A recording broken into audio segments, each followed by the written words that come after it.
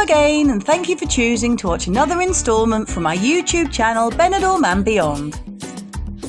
Today I'm going to show you nearly 10 minutes worth of befores and afters, consisting of bars, restaurants, shops and other businesses that have all reopened with new premises or names, and all since most holidaymakers have been able to visit Benidorm again since the very start of the pandemic. Obviously, due to the nature of this video, I had very little footage of the businesses before they were taken over, so if necessary, I've included a photo of them instead. We start on the cusp of the Old Town, just off Plaza Hispanidad, or Plaza Triangular as it is known locally. The large women's fashion shop Koala Bay has disappeared, and as you can now see, this is going to be a brand new KFC restaurant and takeaway, which will be a great addition to this end of town, I'm sure. At the Rincon de Loix end of the Avenida del Mediterraneo, a nice little business selling t-shirts and caps, with the possibility of having them personalised with embroidered designs, has now closed. This has been replaced by a small takeaway bakery and coffee shop, which is proving to be very popular.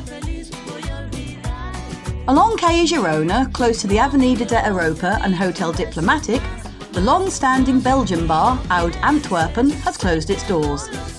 It's been replaced by Sue's Darts Bar, which was previously situated along the nearby Yellow Brick Road. It can now offer a much larger bar area, complete with 6 lanes with proper dartboards available, and if you fancy a throw whilst on holiday, they can also supply you with the darts for a game. They have a full menu including English breakfasts, toasties and baguettes, and a huge selection of gourmet burgers which look absolutely mouthwatering. We now move along to the Old Town and Calle Gambo. The empty unit you can see now was formerly gentlemen's clothes retailer Boston.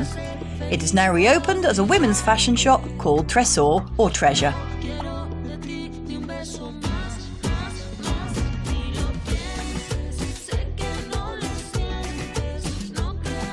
At the very top of the Old Town, beside the San Jaime Church, we see that the tapas bar of the same name, San Jaime, is no longer. While it enjoyed a brief spell as Harry's Bar after this, the premises have now been taken over by the Uncle Ron's group to make the Twisted Cocktail Bar. This is the second bar of the same name, joining its namesake along Calle Londres in the Rincon de Loix. Now we move along to Avenida Murcia, or the Yellow Brick Road as the locals call it. Here we see a bar that was previously called Ampersand AR. This unusually named bar has become another unusually named bar and is now called Hawaii 1.50. Run by Brits, I noticed that their pints of lager were advertised at €1.50, so perhaps that's the reason why. I really don't know. We now move to Paseo de la Carretera, or the Walking Street, in the Old Town. Here we can see the shop fitters working away upon a unit which has been closed for some time and is just up from the Boca del Calvary Museum. It has now reopened as a souvenir and gift shop with items of a higher quality nature than most. And although you may think that Benidorm is full of these types of shops, in reality there are few places which offer such a range and variety, so I hope it does well. We now move just up from local bus stop Centro, near to the Hotel Poseidon on Calle Esperanto. Here we can see what was previously a cafe and bakery called La Trufa de Oro. These premises have had a total refurbishment and have now reopened as a modern-styled cafe bar and restaurant called Egonon. Just a short distance away, along the Food Street end of Calle Girona, we see that former Italian cafe and bakery Cornetto has now closed. This has been replaced by a restaurant called La Marinera, which serves Spanish and Mediterranean cuisine.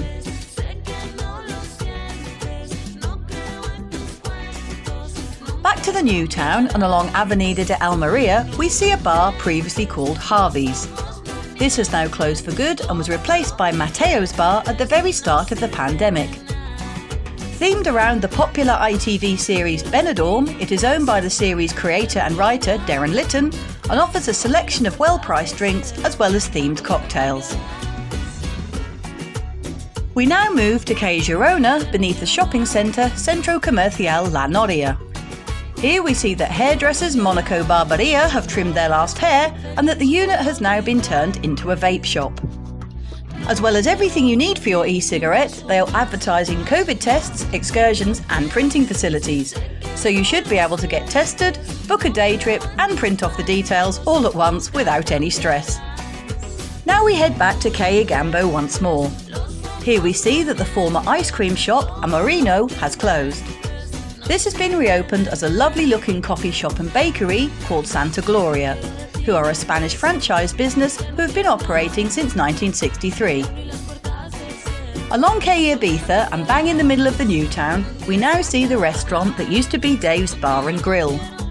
The business had begun to look a bit of an eyesore after the last couple of years, but has now been taken over, rebranded and returned to its former glory.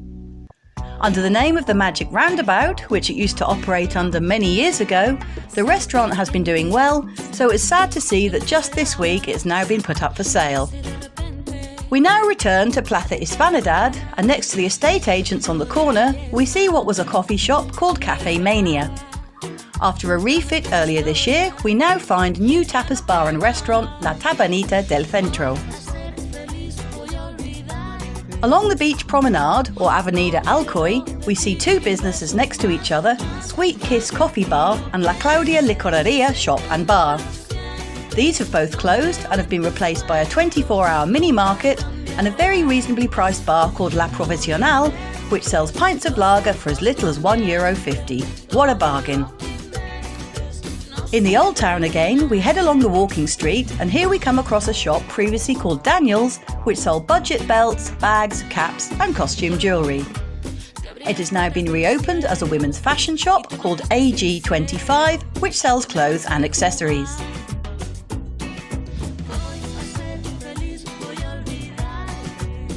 Returning to Calle Gambo, this time we find a former footwear shop called No Box.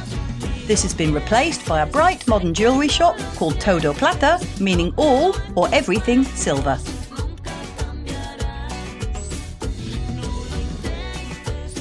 Moving just a few metres up to Avenida Martínez Alejos in the Old Town, the popular Spanish men's clothes retailer Springfield has gone.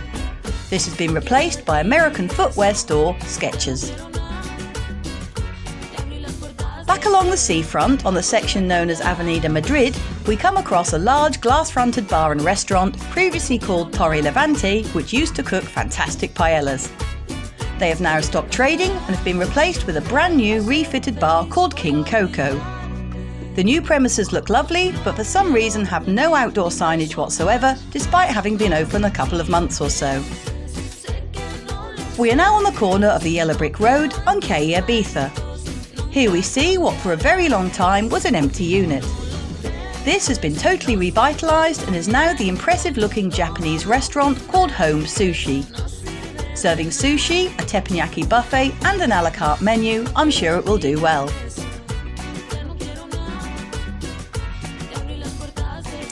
Just set back off Avenida de la Comunidad Valenciana, we see what used to be the car rental business Gold Car. This is surprisingly no longer and has been replaced by Rotulos Pibe. A company designing and producing artistic signage and large panels for businesses such as Mundamar and Terra Mythica, this is not their first shop in Benidorm and they've been operating in the town since 1981. Finally, back up in the Rincon de Loix, we find a small plaza on the corner of Avenida Ametlla de Mar and Calle Berlin. The Italian restaurant we see here is up a few steps and was previously called Luciano's. The new venture that takes their place is the Brunch Box, who are an independent, family-owned restaurant specialising in American breakfasts, brunches and lunches. They are well known for their chicken and waffles and thick ice cream milkshakes, along with a variety of healthy options too. I hope that you've enjoyed this tour with me of some of Benidorm's new bars and businesses that you may not have seen in the last year or so, and let's hope that they all have a successful future in 2022 and onwards. If you liked the video, I'd ask that you please give it a thumbs up on YouTube and also consider subscribing to my channel if you haven't already done so. As always, feel free to drop me a line in the comments section if there is something or somewhere you would particularly like me to include in the future, and I'll see what I can do. I'll see you out and about next time. Cheers!